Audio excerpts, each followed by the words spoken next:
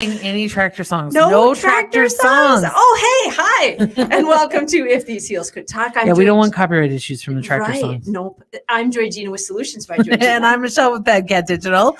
And when I bought my copy of Tractor Wars, it was an adventure because I went to the bookstore. Oh, that's right. Yes. The bookstore said they had one. Like this was on your book list. You put this on the book list. And this was the thing.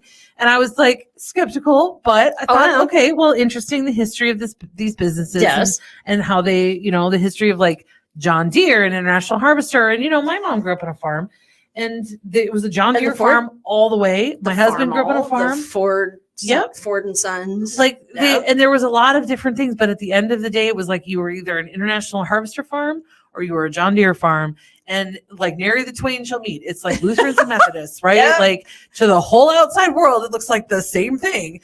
But to the unknown person, uneducated person, it is, or to the educated person, it is serious. Yes. It is a serious issue night and day. And so, and I actually, from this book, I think have a better understanding of how that loyalty got passed down to tractors and cars. So here we are. I've never fully understood that whole Here we thing. are in an agriculture heavy county and area. Huge. And I go to the local, big box bookstore. Yeah. And I said, do you have a copy of this book? And they're like, I don't know, but did you look at the giant picture books in the bargain section? And I'm like, no, it's a business book about these companies who happen to make tractors. Mm-hmm. Oh, really?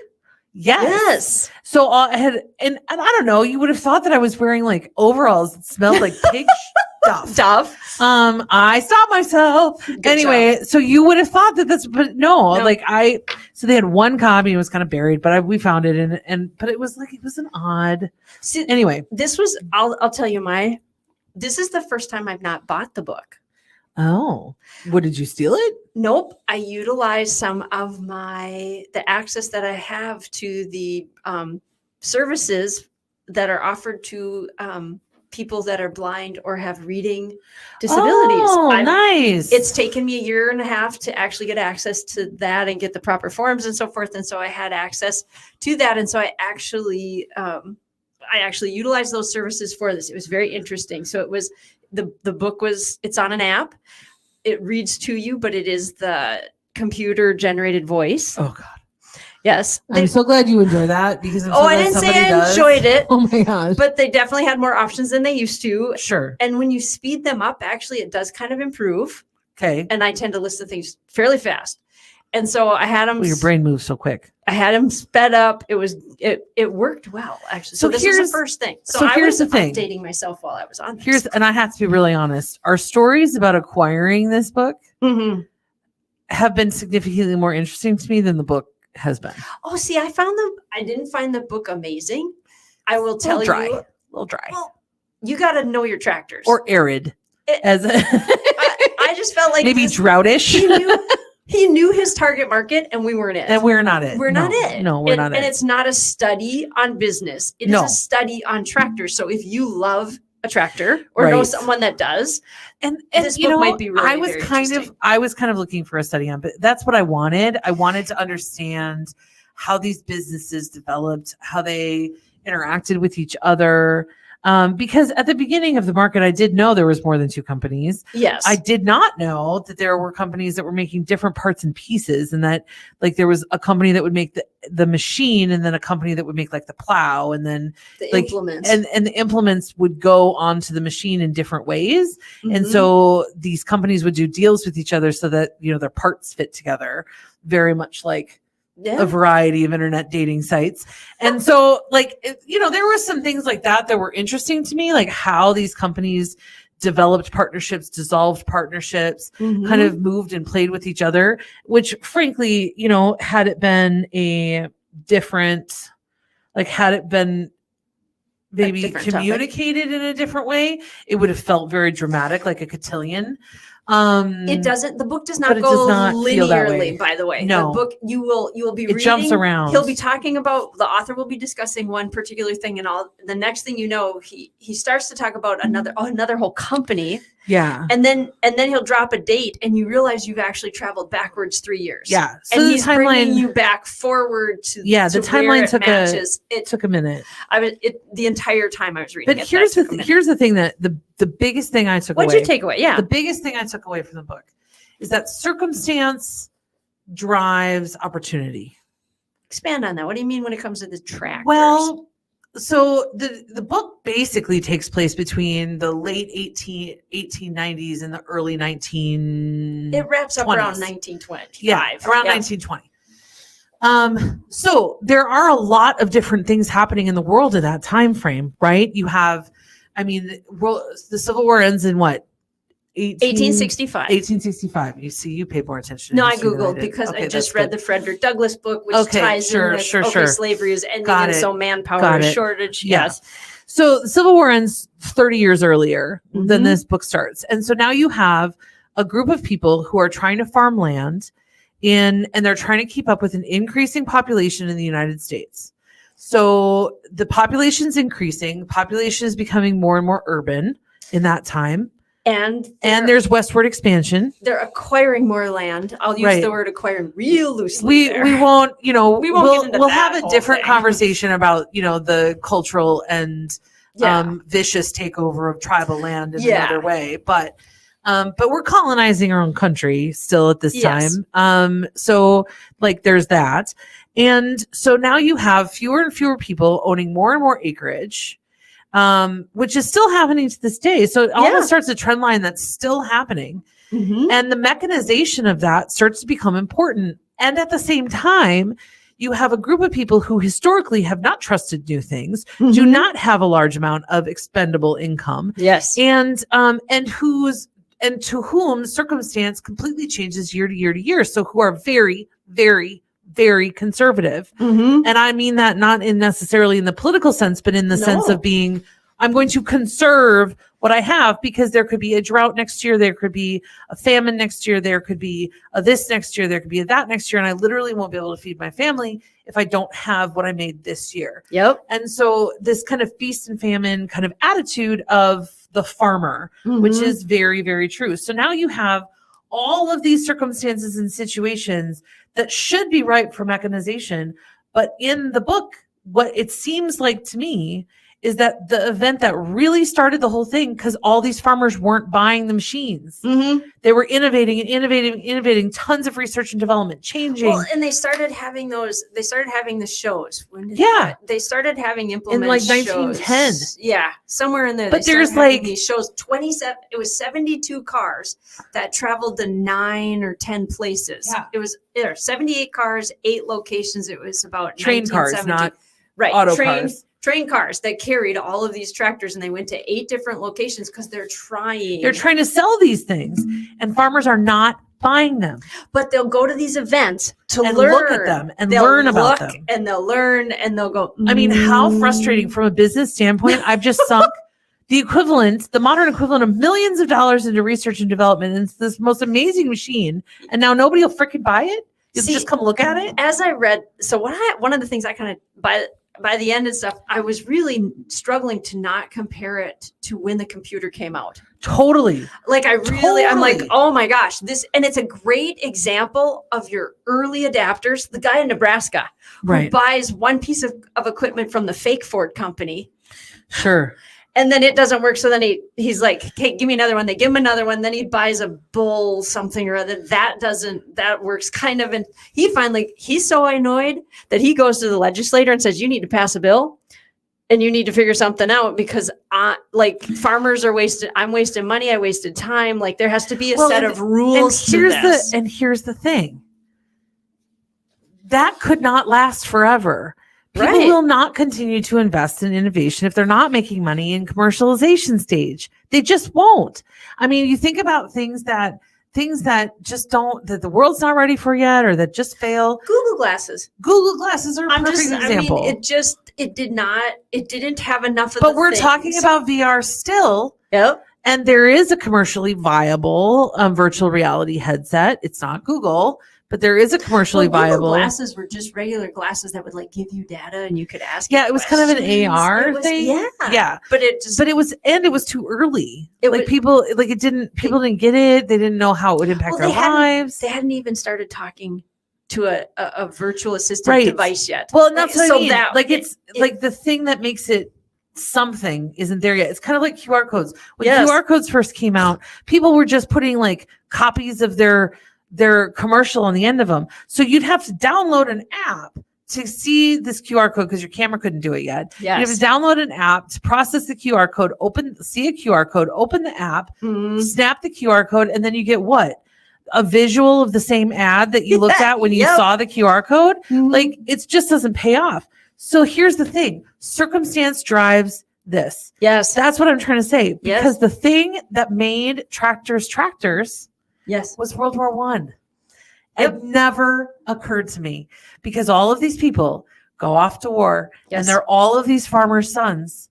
And a lot of people didn't come home. And a lot of people were gone for years. And how could people run these ever large farms without the manual labor? Well, they needed to create a way to make their own labor more efficient and use less of their labor for more output. So they started investing in tractors.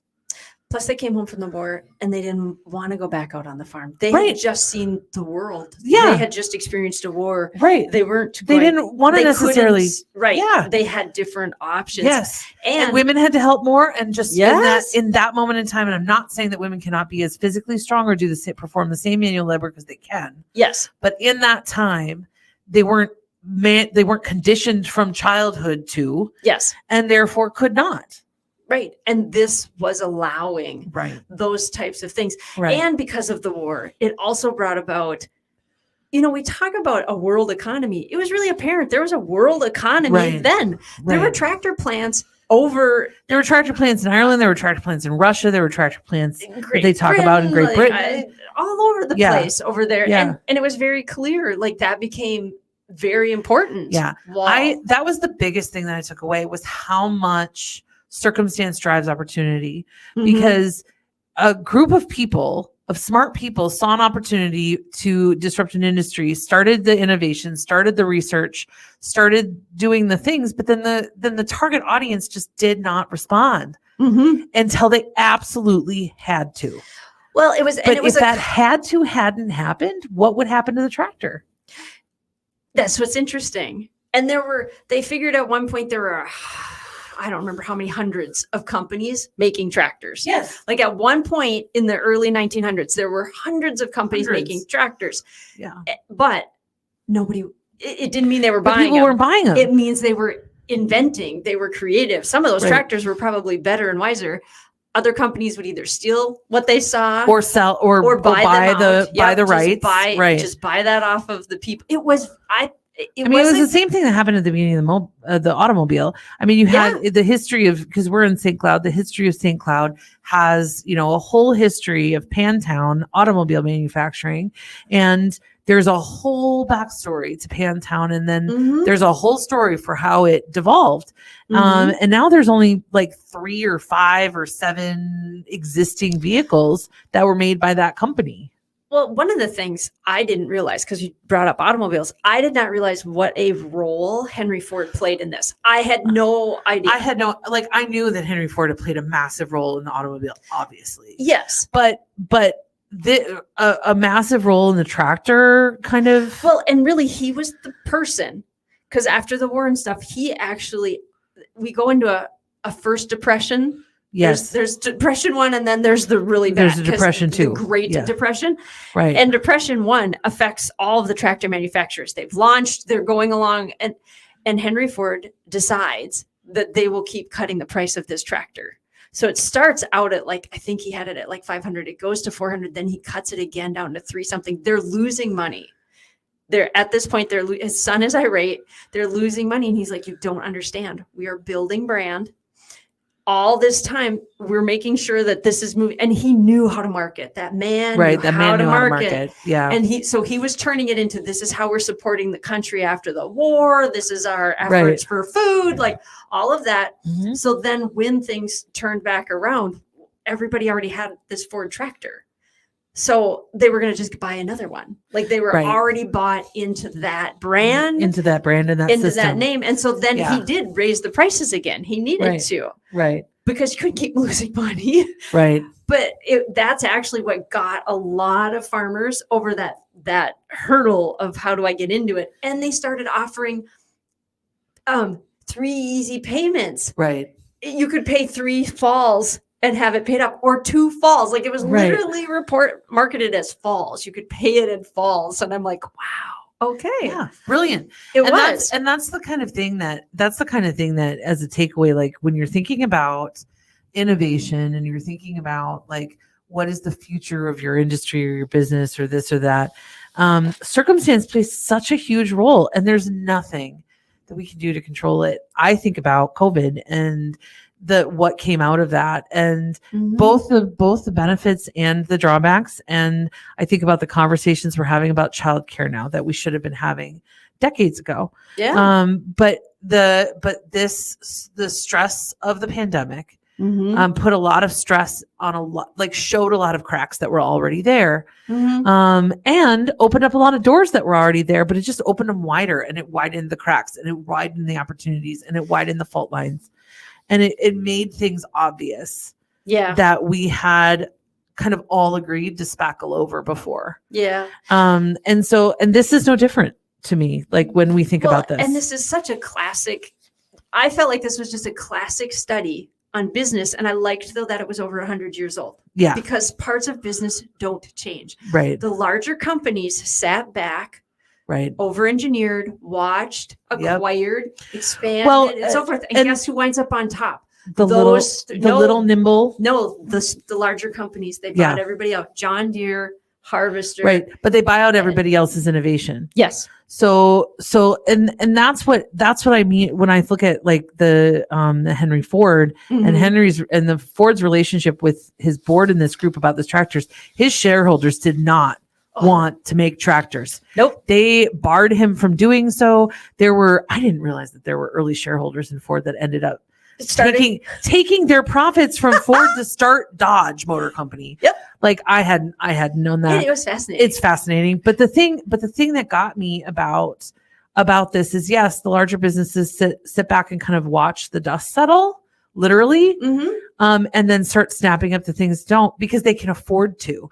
The smaller companies, the people that ran those companies and innovated, they ended up just fine too. Yeah, like they might not. Yes. Some of them, of course, they did. They sold their companies, and they, But I think about what it means then to have clean books, what it means to have a profit, what it means to have, because what that means is you have if you see an opportunity, you have the means to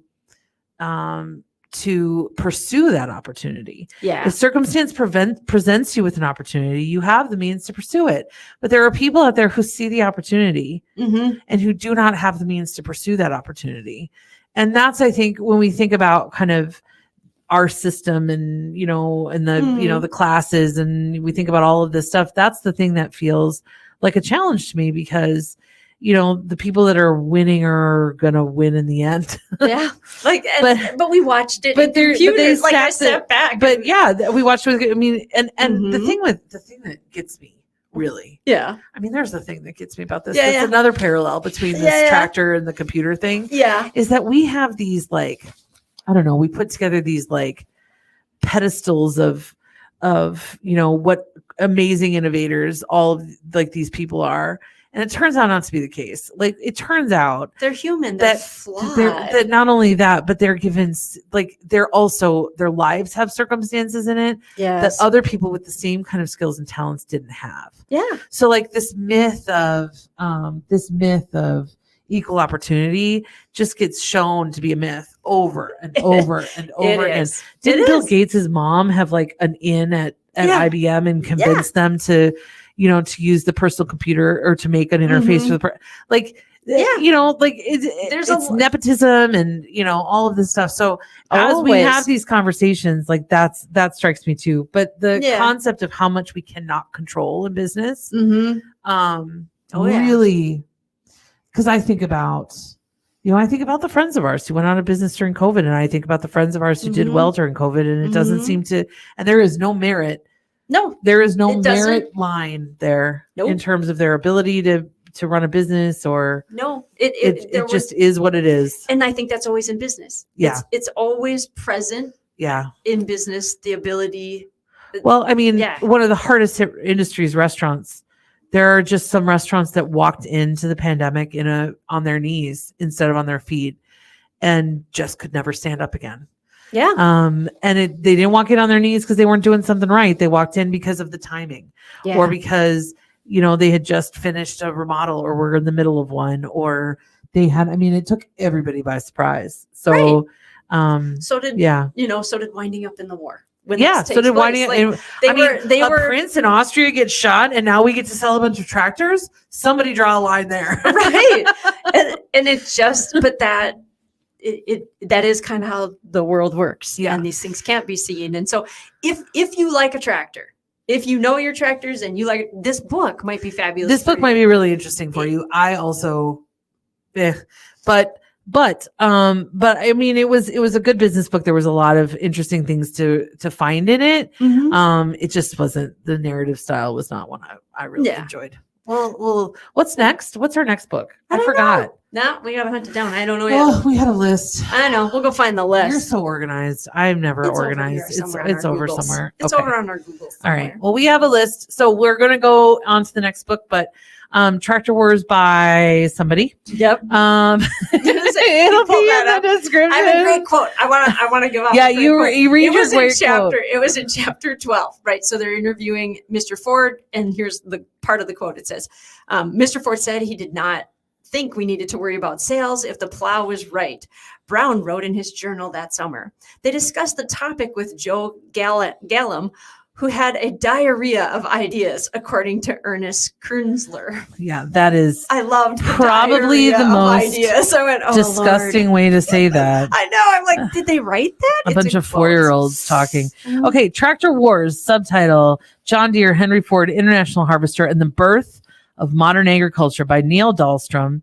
So for those of you interested, please be sure to check it out. It's not brand new. No. It is probably available at your local library. Yes. And if you go to your local big box store, they might have one copy, but it's not by the Big Picture bargain books. It's in the business section. Another thing I thought about with this was the fact that as this shift happens, as this modernization happens, I was thinking of all the other businesses that were shifting too. Oh, totally. Like businesses had to create these implements to go with the Ford tractor. What about your veterinarian? Right. Think about all the veterinarians, and all of a sudden we need mechanics. Those aren't the same people. No, they're not. Large animal vets would have been everywhere. Right. And now we need mechanics on the farm instead. Wow, I hadn't thought about that. And that was part of the reason they held up. And it stated in the book that the equipment did not actually surpass the usefulness of a horse until 1945. Yeah. So that's kind of the thing when we talk about the equipment, and we were talking about, that was a little interesting when they were talking about the innovation of the equipment, because I mean, if you think about it, it's one thing to till soil in Georgia, and it's something else entirely to till soil in Louisiana because of all the moisture and the wetness, or North Dakota, or you got the freezing or the this or the that, versus the super wet conditions in Georgia and Louisiana versus the super rocky conditions in the Dakotas. I mean, it's a lot to expect a machine to do. So it was very interesting how the early larger companies that got into it didn't know farming. Right. And so they were making equipment that did not last, didn't hold up, rocky And if roads. you have ever met a farmer, that was not okay. That is one thing that they will absolutely make sure of, is that whatever they have, it does not have to look good, but it has to last. It has to last. That's right. So we hope you last and your business does well. Thank you.